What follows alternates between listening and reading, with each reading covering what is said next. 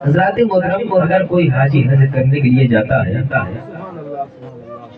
تو یہ ارکانے نہیں دیکھتا ہے، اس وقت یہ دیکھتا ہے کہ سرکار کی گنبد کا زیارت ہو جائے، مسجد نبوی کی زیارت ہو جائے اور گنبد خضرا کی زیارت ہو جائے، حجر اسود کی زیارت ہو جائے اور حضرت حاضرہ صفا مروہ کی پہاڑی پر جب چکر لگاتے تو اس پہاڑی کا دیدار ہو جائے۔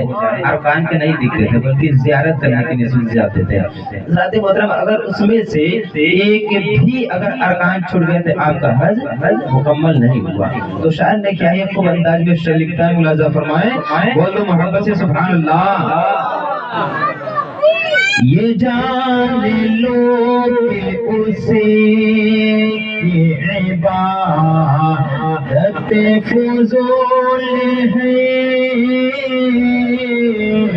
یہ جان لو کہ اسے کی عبادت فضول ہے، یہ جان لو کہ اسے عبادت فضول ہے،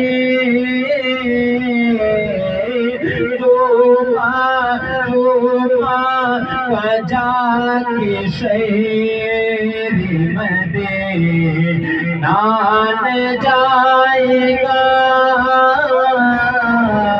جمعہ جا کے شہر مدینہ جائے گا۔ حضرات محترم، ابھی میں نے جس آیت کریمہ کی تلاوت کرنے کا شرف حاصل کیا، اللہ تبارک و تعالیٰ قرآن مجید میں ارشاد فرماتا ہے، یا ایھا الذین آمنوا اتقوا اللہ وکونوا مع الصادقین، اے ایمان والو اللہ سے ڈرو اور سچوں کے ساتھ ہو جاؤ۔ حضرات محترم، آئے ہم اور آپ سب سے پہلے اپنے نبی پر، نبیوں کے نبی پر، خاتم پیغمبرہ پر، ناجش ہر دو جہاں پر، سیاہ لامکہ پر، انیس بے کسا پر، عرش کے مہمان پر، صاحب قرآن پر، پاش پنس کی خبریں دینے والے مصطفیٰ پر جن پنس کی خبریں بتانے والے آمینہ کے لال پر، نیوچت پنس کی خبریں بتانے والے عبداللہ کے لہجے جگر پر، لوح کیا ہے، قلم کیا ہے، کرسی کیا ہے بتانے والے مصطفیٰ پر سب سے زیادہ درود پاک پڑھ لیجئے، اس لیے کہ نمازی یہاں ہوگا، حاجی یہاں ہوگا، مولانا یہاں ہوگا، قاری یہاں ہوگا اور درود پڑھنے والا وہاں ہوگا جہاں مصطفیٰ ہوں گے۔ پورا مجمع ایک آواز میں باواز بلند درود پاک پڑھے، اللہ رب محمد صلی اللہ علیہ وسلم، نحو عباد محمد صلی اللہ علیہ وسلم، صلاۃ و سلام علیک یا حبیبی یا رسول اللہ صلی اللہ تعالی علیہ وسلم۔ حضرات محترم، آج ہم اور آپ مصطفیٰ جانی رحمت کی رحمت صلی اللہ تعالی علیہ وسلم کا ذکر کرنے آئے ہیں۔ اس کے ذکر کرنے آئے ہیں مصطفیٰ جانی رحمت کی رحمت صلی اللہ تعالی علیہ وسلم کا ذکر کرنے آئے ہیں۔ آپ کو معلوم کرنا ہے کیا کہ سب سے پہلے مصطفیٰ کا ذکر کس نے کیا ہے؟ سب سے پہلے مصطفیٰ کا ذکر کبریا نے کیا ہے۔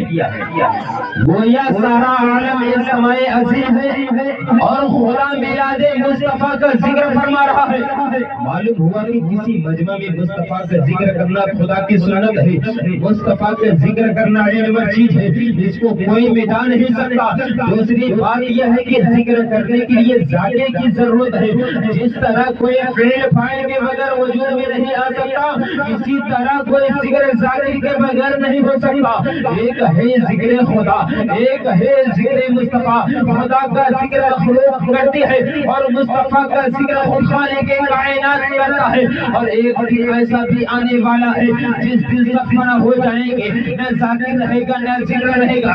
ارشاد ربانی ہے کلو من علیہا فانی ویبقى وجہ ربک ذو الجلال والاکرام، ساری کائنات فنا ہو جائے گی لیکن مصطفیٰ کا ذکر باقی رہے گا، اس لیے کہ مصطفیٰ کا ذکر باقی رہے گا، اس لیے کہ مصطفیٰ کا ذکر کبریا کر رہا ہے جو باقی ہے اور باقی رہے گا۔ پتہ چلا کہ مصطفیٰ کے ذکر کو مٹانے والا خود ہی مٹ جائے گا، اس لیے سرکار اعلیٰ حضرت عظیم البرکت الشاہ امام احمد رضا خان قادری بریلوی ارشاد فرماتے ہیں مٹ گئے مٹتے ہیں مٹ جائیں گے اعلیٰ تیرے، نہ مٹا ہے نہ مٹے گا کبھی چرچا مٹ گئے مٹتے ہیں مٹ جائیں گے اعلیٰ تیرے، نہ مٹا ہے نہ مٹے گا کبھی چرچا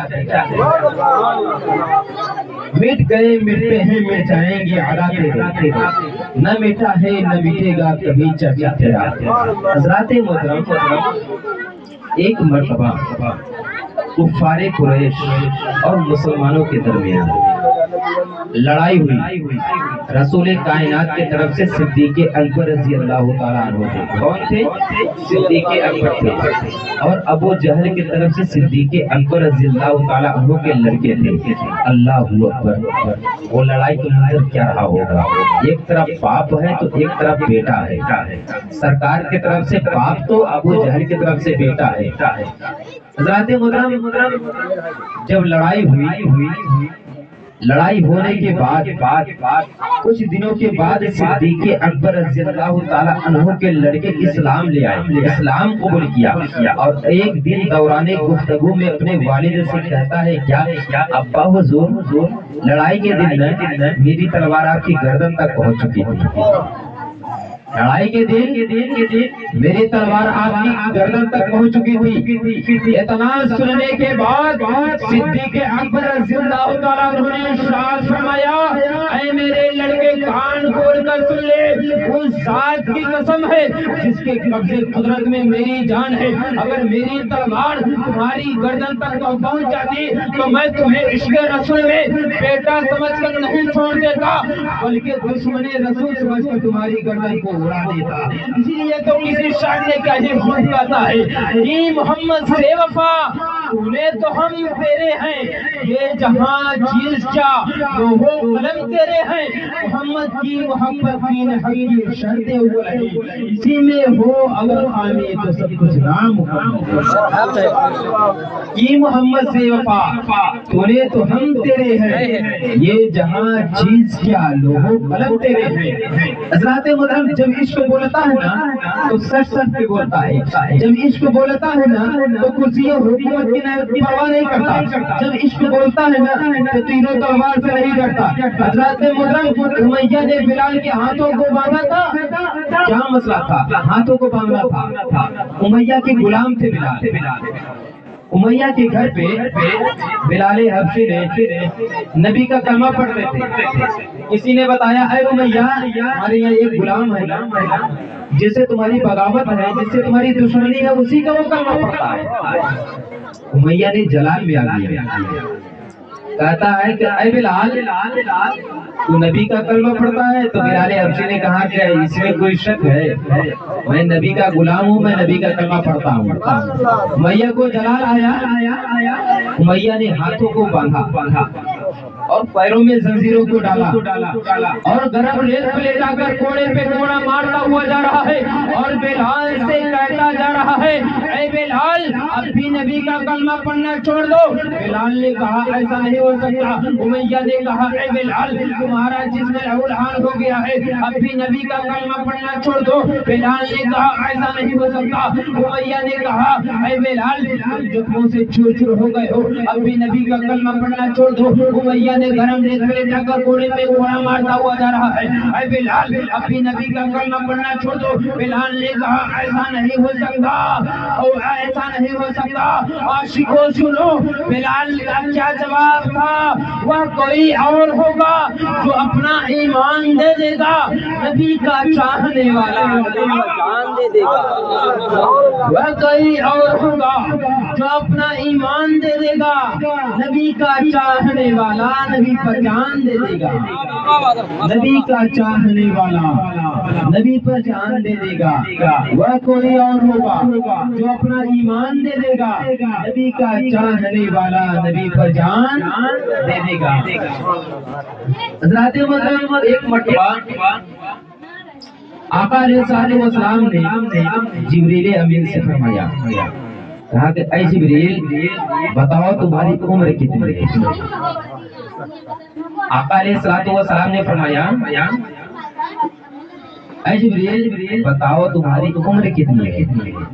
جبریل امین نے فرمایا، یا رسول اللہ مجھے کچھ خبر نہیں ہے۔ جبریل امین نے فرمایا، یا رسول اللہ مجھے کچھ خبر نہیں ہے۔